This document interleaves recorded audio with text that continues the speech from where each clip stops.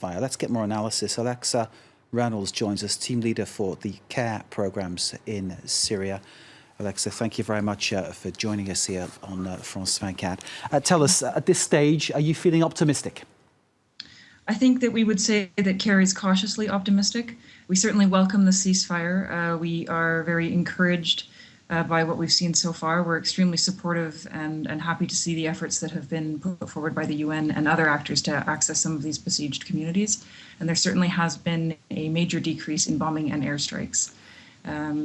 Of course, we continue to monitor the situation on the ground with our partners, with our Syrian partners. We hear from them and from the communities that we're accessing that this is providing kind of a moment to breathe for a lot of these communities that we've been working in, to take a moment to take stock of how to move forward.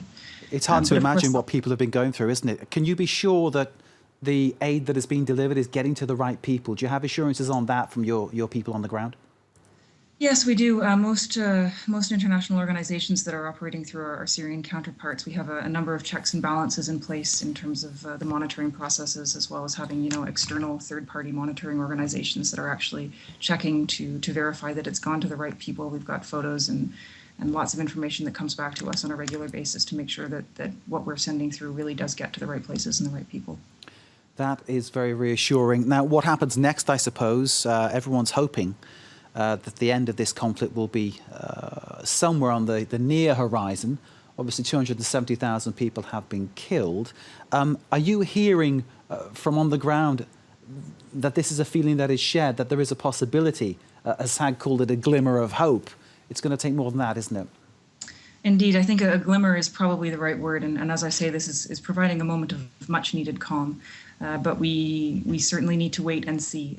Obviously, this ceasefire has not included all parties.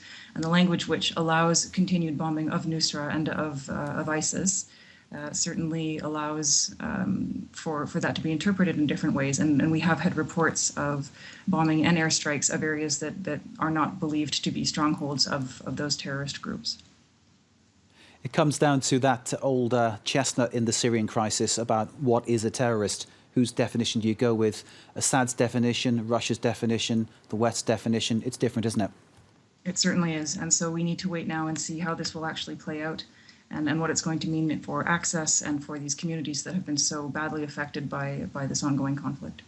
Alexa, we need to leave it there. Alexa Reynolds from CARE, thank you very much for joining us for that update on the situation in Syria. Thank you very much indeed. We, of course, will keep across all developments for you here on France 24.